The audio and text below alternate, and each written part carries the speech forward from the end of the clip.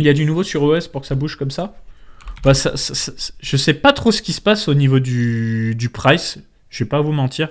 Je sais pas qui stimule les volumes comme ça. Alors c'est cool, hein. On va pas se plaindre. Hein. Surtout, ouais, aujourd'hui ça a bien bougé. Mais au niveau des nouveautés Ultra, eh ben parlons-en. Les nouveautés Ultra, on a un changement de direction. C'est-à-dire que le Big Zer et... c'est Nicolas, je crois. Donc David et Nicolas, qui sont co-CEO, sont un peu plus en retrait sur la direction. Sont plus sur la partie blockchain, financier, jeu, Ashes of Mankind. Et pour vous donner tout l'historique, vous savez, en début d'année 2024, ils avaient annoncé nouvelle tokenomics, roadmap, etc. Ils ont pris du retard sur pas mal de choses. Et je pense qu'en fait, ce qui leur a mis le bec dans le nez, c'est la partie tokenomics. Parce que sur la tokenomics, tu peux pas te planter. Et quand on a eu la période airdrop, je pense qu'ils attendaient pas mal d'Agoradex. Et puis Agoradex, ils n'ont pas délivré aussi. Donc ils ont dû traîner sur ça. Et ils se sont dit, bon, on peut pas éternellement rester dans cette configuration, recrutons. Donc ils ont recruté des expertises, des consultants.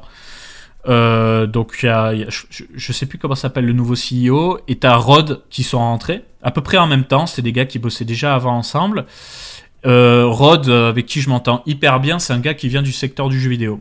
Et Rod est devenu aujourd'hui quelqu'un de beaucoup plus important dans l'Ultra, c'est-à-dire que les gens qui ont été initialement recrutés en tant que consultants sont devenus en fait des gens au cœur pour gérer le leadership. Et donc il y a une restructuration totale au niveau de la transparence, des priorités, etc. Donc déjà la première priorité, je pense qu'elle s'est sentie dans la communication, ça a été de moins parler de blockchain et de NFT, et de parler plus de gaming. Et je pense que c'est une très bonne chose parce que une plateforme dédiée au gaming où tu mets pas en avant le gaming, non, je vais pas dire ils mettaient pas en avant le gaming, mais ils mettaient plus en avant le côté blockchain, tokenisation, etc. que le côté gaming. Du coup, pivot, ça permet du coup d'aller voir des projets gaming Web 2 et Web 3 et leur dire voilà, nous on est focus gaming. Ensuite, ils ont leur jeu Ashes of Mankind qui va arriver très bientôt parce que là on est en dernière ligne droite, on peut déjà faire des playtests pour les gens qui sont très proches d'Ultra et ça sent bon, ça tourne sur Unreal Engine, ils ont fait un partenariat avec Intel, un partenariat avec Razer.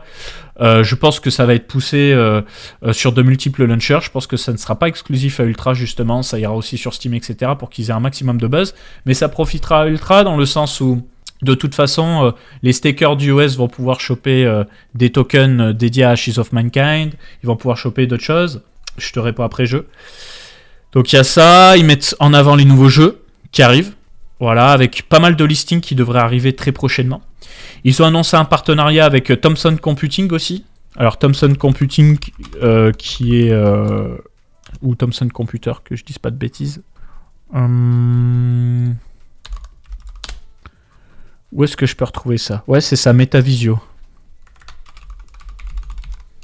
Donc ce sont des constructeurs de PC. Hein. Ils font des PC portables... on va dire entrée de gamme, moyenne gamme, pour toucher des publics qui sont pas ultra fortunés. Et donc ce partenariat fait que les gens qui achèteront des PC Thomson auront un client Ultra directement installé sur le PC. Donc déjà, ça a piqué la curiosité des gens parce qu'ils vont se dire, tiens, c'est quoi Ultra ? Donc déjà, ça permet de toucher du normise. Et le partenariat, il s'est fait de manière assez intéressante. C'est le CEO de Ultra qui en a parlé. Où il nous explique que... le CEO d'Ultra et Thomson, ils se sont rencontrés, ils ont bouffé à un resto, ça a bien matché, ils se sont dit comment on peut faire avancer les choses des deux côtés. Ultra, du coup, va pousser cette marque, Metavisio, Thomson Computing, et du côté de Metavisio, ils vont intégrer Ultra dans leur stratégie. Donc c'est des partenariats stratégiques qui sont intéressants, et ça va s'exécuter rapidement. Et surtout, je crois qu'ils ont pas mal de buzz... au-delà de la France, ils ont pas mal de buzz sur le marché asiatique, donc ça permet aussi de toucher le marché asiatique. Plutôt cool. Il va y avoir... une nouvelle roadmap, de ce que j'ai vu tout à l'heure. Ça, je l'ai vu sur le Twitter de Rod, qui nous dit... Ok, il y a du nouveau. Alors ça, j'ai pas vu, ça doit être un nouveau jeu, j'imagine. Voilà, release 2025, roadmap this week. Donc on va en savoir plus sur toute la stratégie, ce qui va être fait. Donc ça va commencer à délivrer petit à petit. On a aussi Ultra qui va devenir EVM très prochainement. Ultra EVM, je sais pas si je vais trouver... Alors déjà, on a un Blockchain Explorer. Ah, j'aime bien ça. Un petit fork de blocs scout comme Plume, tiens. Ah, j'avais pas vu ça. Ok. Donc ça produit déjà des blocs. Et c'est sur le domaine Ultra.io. Donc ça arrive très très très prochainement. Je pense dans les prochaines semaines. Quel est l'intérêt ? Bah là, pareil, comme je vous ai dit, changement de direction, donc changement de stratégie. Ultra voulait pas aller dans le VM parce que pour eux, c'était vraiment une régression, ce qui est pas tout à fait faux, hein, on va pas se mentir. Mais le VM a quand même bien évolué depuis en termes de performance, de coûts, etc. On l'a vu avec les roll-up. Donc, pivot, on passe sur le VM. Sur la blockchain native Ultra non EVM, bah, les transactions sont gratuites. Sur la blockchain EVM d'Ultra, eh bien, l'UOS devient un gas token. Et donc, toute la DeFi qui se constituerait sur le VM, toute la tokenisation qui se constituerait sur le VM, utilisera l'UOS. Donc, ça permet de ramener de la valeur, faire essuyer la valeur sur le UOS, en plus d'avoir un programme de staking qui arrive pour pouvoir choper du yield sur le jeu Ashes of Mankind. Donc, petit à petit, c'est en train de se faire. C'est en train de se faire. En plus de ça, il y a énormément de jeux qui sont construits autour de l'EVM aujourd'hui, que ce soit sur Avalanche notamment. Donc ils vont pouvoir faire des partenariats avec des projets peut-être qui sont sur Avalanche, d'autres partenariats avec des projets qui sont sur Immutable, etc.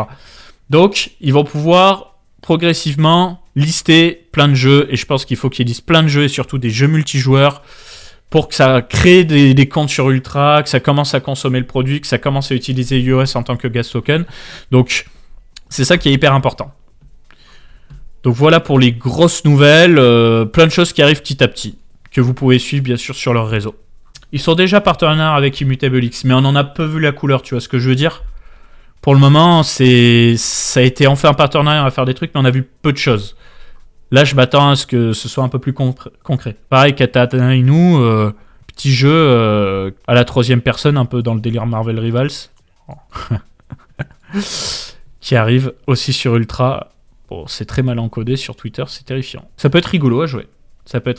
Donc ça, ils en ont besoin. Ils ont besoin d'avoir des Nyan Heroes, des Katana Inu, plein de jeux Web3 multijoueurs pour que les gens lancent le launcher, jouent en multi et puis potentiellement consomment du token, quoi. Hyper important. Et puis petit à petit, si ça ramène une base d'utilisateurs, j'espère que les créateurs de projets Web3 vont vraiment exploiter la tokenisation.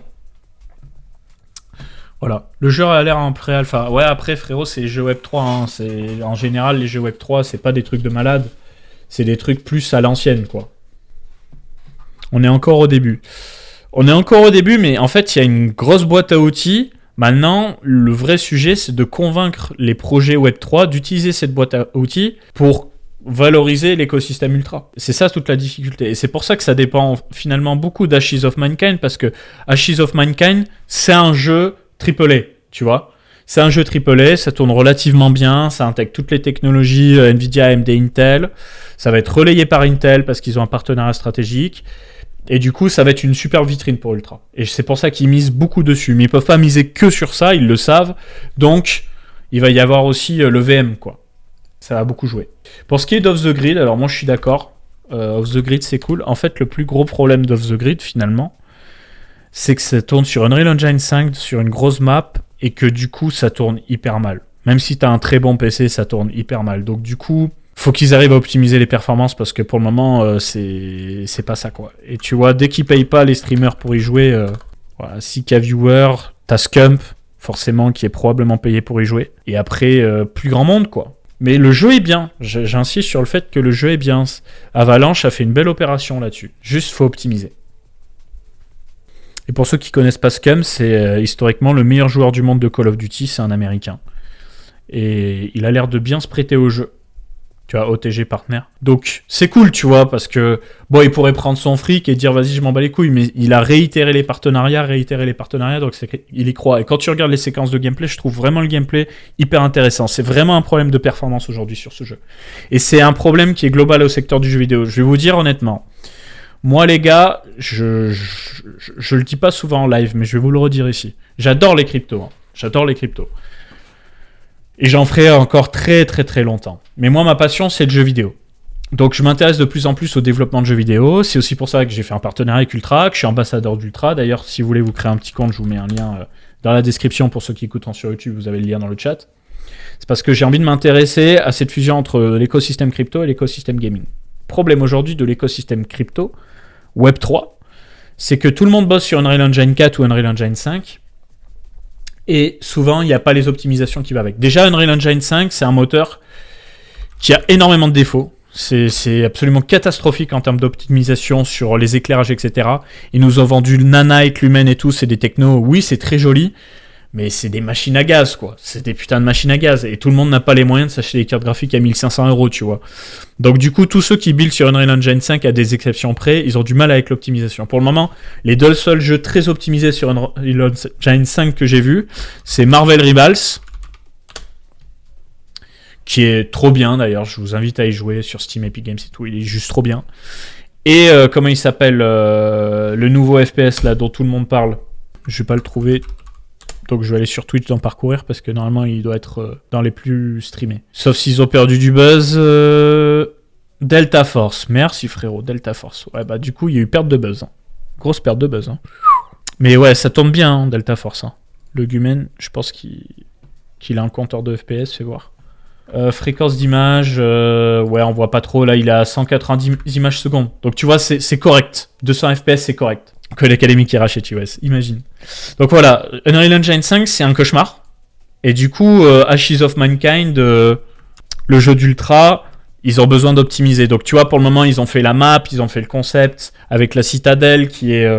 la citadelle, du coup, c'est la map. Bon, de toute façon, ça, je vous l'explique sur ma chaîne Capet Crypto. Hein. J'ai une vidéo dédiée sur Ashes of Mankind, je vous invite vraiment à voir, qui est... elle est où ? Elle est là. Voilà. J'ai testé Ashes of Mankind, je vous montre du gameplay. J'ai pas pu jouer longtemps, mais je peux vous montrer du gameplay. Et on peut voir que dans ce gameplay, d'ailleurs, j'en chie pour faire tourner le jeu. Dans l'état actuel des choses, sauf que c'était il y a 2 mois. Ouais, c'est un genre de Tarkov, tout à fait. Clairement, on peut le voir normalement, ma carte graphique, voilà, elle est pas à 100%. Si j'avais un processeur AMD Ryzen 3D, genre 9800X 3D, j'aurais beaucoup plus de performance. Ok. Et il y a plein d'optimisations à faire au niveau des éclairages, des ombres, etc. Merci beaucoup pour le sub. Donc voilà. Si je fais un jeu, je sais, j'ai un concept. Django, j'ai un concept. J'ai beaucoup de choses de noter. Et je préfère pas parler pour rien dire, mais ce sera peut-être première personne, peut-être troisième personne. Oula, la tête que je fais. Il y a beaucoup de choses à faire. Ashes of Mankind, soon, je pense, peut-être mars. Je veux pas parler au nom d'Ultra sur ça, ils ont rien annoncé public, mais peut-être mars. Ça s'accélère, donc ça fait plaisir. Donc encore une fois, si vous voulez me soutenir, n'hésitez pas. Créez un petit compte sur Ultra. Il y a plein de jeux gratuits là-bas, je vous montre ça rapidos. MMORPG, ça se prête bien à blockchain. Ouais, le problème, c'est que faire tourner un MMORPG, ça coûte un pognon monstre. Et que du coup, c'est difficile de trouver un modèle de rentabilité avec un MMO. Faut être vraiment un crack pour build un MMO quali. Hein. Voilà, bon, Ashes of Mankind, pour le moment, le jeu n'est pas jouable, il n'y a que le menu, mais vous pouvez déjà le prétécharger. Radiant Arena, pas de nouvelles. Pas de nouvelles, vivement que ça arrive. En gros, c'est un dérivé de Fortnite, hein, avec un gameplay différent. Voilà. Domination, je suis pas retourné dessus, pareil, c'est un dérivé de Fortnite, mais je l'ai pas trouvé terrible celui-là, pour être très franc avec vous.